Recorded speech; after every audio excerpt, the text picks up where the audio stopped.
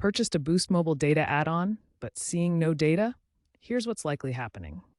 Network issues after Boost Mobile's migration to Dish's 5G infrastructure often cause delays or failures. App bugs, outdated software, or account errors can also be culprits. The FCC has even taken notice. First, reboot your device. Then, check your data usage in the Boost app and confirm your purchase email. Boost now has a data status checker on their website, so check there too. If those quick checks don't work, it's time to escalate.